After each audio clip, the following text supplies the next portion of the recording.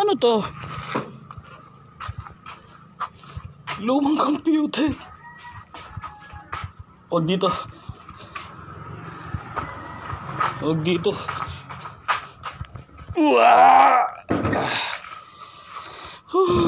Grabe yung bigat. Wow. Dito ko na sa labas diretso. So laki. Intel Pentium 4. Ayan. Lumang computer mga kaibigan. So pinadala lang dito ng isang kaibigan natin na may ari nito, no? Sabi ko, sige dali mo dito para tignan ko kung, sabi niya hindi na daw niya papabuhay, pag-eksperimentuhan na lang daw natin. So buksan natin, tignan natin sa loob.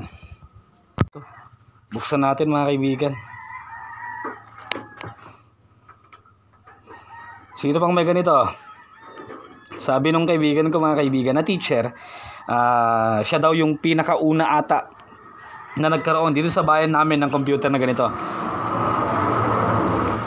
So may history of repair na rin, kasi nakalabas na yung kanyang power button, diba?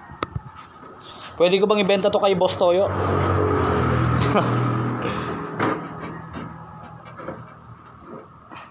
Buksan natin. Wow. Wow. Kita nyo naman to mga kaibigan, oh. Another ancient city has been found. Wow.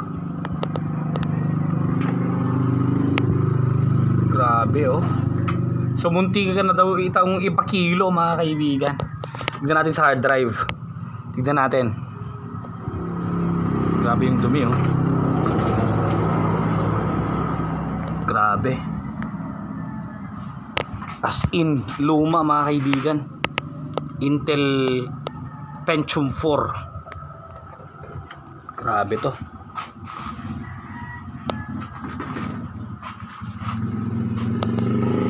Check naman natin mga kaibigan yung kanyang hard drive.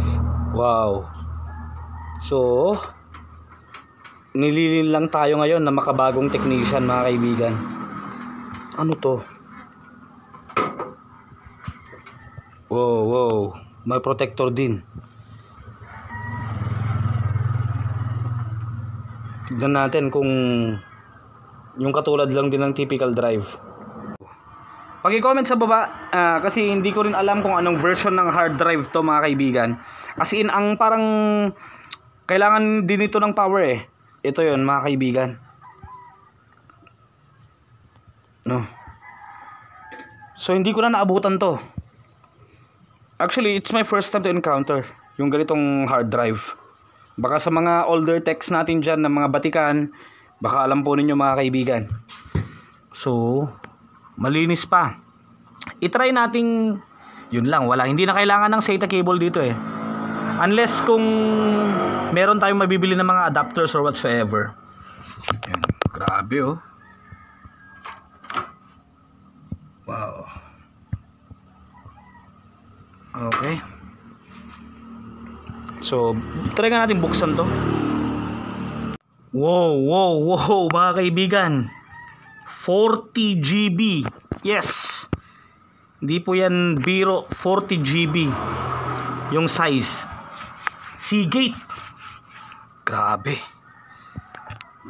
This is wow. Luma na nga talaga mga kaibigan.